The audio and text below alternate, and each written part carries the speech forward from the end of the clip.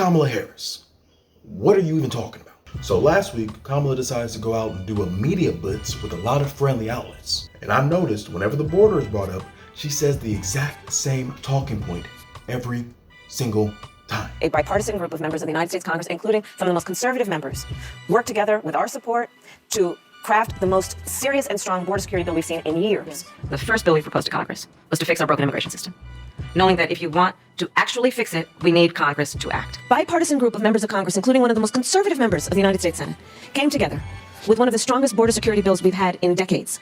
Donald Trump got word of it and told him don't put the bill up for a vote because he didn't want a solution, because he preferred to run on a problem instead of fixing a problem. And he wants to run on a problem instead of fixing a problem because he would prefer to run on a problem instead of fixing a problem. Now, just once, would I appreciate one of these journalists to ask a simple follow-up question. If you're so pro-border security, why did your administration on day one eliminate every single executive action that Trump put in place to secure the border?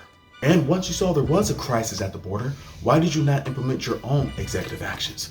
Better yet, re-implement Trump's, instead of waiting on Congress to solve a problem that you created. Now, unfortunately, they may never ask her that, but not to worry, we're in luck, because we already know the answer.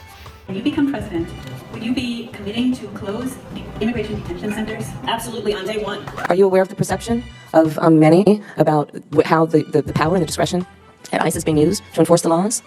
And do you see any parallels? I do not see any parallels between I'm talking about perception. officers and agents. I'm talking about perception. I do not see a parallel between what is constitutionally mandated as it relates to enforcing the law. Are you aware that there's a perception? I see no. Are you aware that there's a that puts perception? ICE in the same category as the KKK. They arrive at our borders and we say, go back to where you came from. That is inhumane and it is immoral. So let's just take a second and look at what this border bill will actually fund. So in total, $118 billion would have been spent if this bill passed. 20 of that would have went to the border, which means the other $100 billion was going to foreign nations. 3 times the amount of money that was allocated for the border would have went to Ukraine.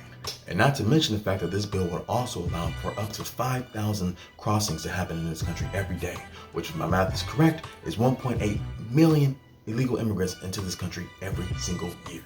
To make a long story short, this was a piece of crap bill that wouldn't have solved the problem and was pretty much just a Trojan horse to send more money to Ukraine.